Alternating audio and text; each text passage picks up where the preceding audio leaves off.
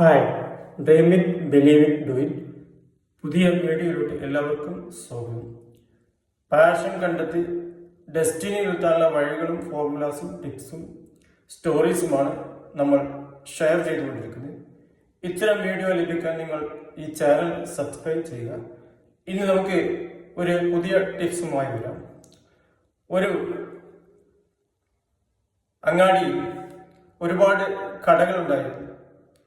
ആ കടയിൽ ഒരു കടയായിരുന്നു ഒരു ഐസ്ക്രീം വിൽക്കുന്ന കട.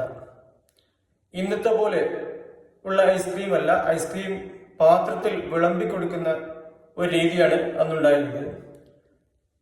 അതിൻ്റെ എതിരുള്ള ഒരു കടയായിരുന്നു പത്തിരി വിൽക്കുന്ന, ഗോതമ്പ് കൊണ്ടോ മറ്റോ ഉണ്ടാക്കുക അല്ലെ മൈദ കൊണ്ടോ ഉണ്ടാക്കുന്ന പത്തിരി വിൽക്കുന്ന ഒരു കട.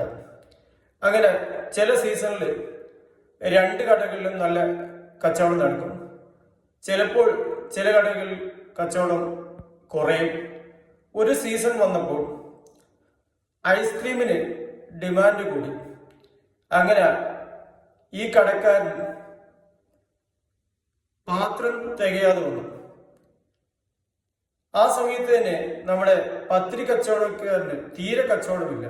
ആരും തൻ്റെ കടയിലോട്ട് അടുക്കുന്ന പോലുമില്ല.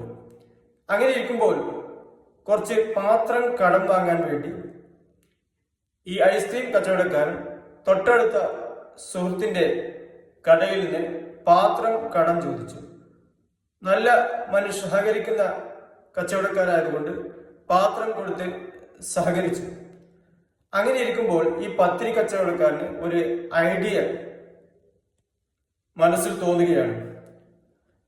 താൻ ഉണ്ടാക്കുന്ന പത്തിരി ഒരു കപ്പ് ഷേപ്പിലാക്കി ഈ ഐസ്ക്രീം കച്ചവടക്കാരന് കൊടുത്താൽ ഐസ്ക്രീമിന്റെ കച്ചവടം പൊടിവെടിക്കും, എനിക്ക് പത്തിരി കച്ചവടം കൂടും. അങ്ങനെ അദ്ദേഹത്തിന് ഒരു പുതിയ ഐഡിയ, ഇന്നത്തെ രീതിയിലുള്ള കോൺ ഐസ്ക്രീമിന്റെ ഏറ്റവും ആദ്യത്തെ രൂപം അങ്ങനെ അവിടെ ഉദയം കൊണ്ടു. ഇതാണ് നമ്മൾ സഹകരിക്കുകയാണെങ്കിൽ പോസിറ്റീവ് ആറ്റിറ്റ്യൂഡില് അല്ലെങ്കിൽ വിൻ വിൻ, താൻ ജയിക്കണം മറ്റാളും ജയിക്കണം എന്ന ആറ്റിറ്റ്യൂഡില് പ്രവർത്തിക്കുകയാണ് എനർജി കൂടുതലായിരിക്കും. ഇതിന് പറയുന്ന പേരാണ് സിനർജി. 1+1=2 എന്നതിനായിട്ട് കൂടുതലാണ് 1+1=2 എന്ന സിനർജി തത്വത്തിൽ മനസ്സിലാക്കുന്നത്. ഇങ്ങനെയുള്ള സിനർജി ഡെവലപ്പ് ചെയ്ത് നമ്മളെ പ്രതിസന്ധി എങ്ങനെ പരിഹരിക്കാം എന്നതാണ് ഈ സ്റ്റോറി നമ്മളെ പഠിപ്പിക്കുന്നത്. ഇത്തരം സ്റ്റോറി ആൻഡ് മോർ ടിപ്സ് ലഭിക്കാൻ ഈ ചാനൽ സബ്സ്ക്രൈബ് ചെയ്യുക. അടുത്ത തന്നെ പുതിയ വീഡിയോ വരാം. Thanks all.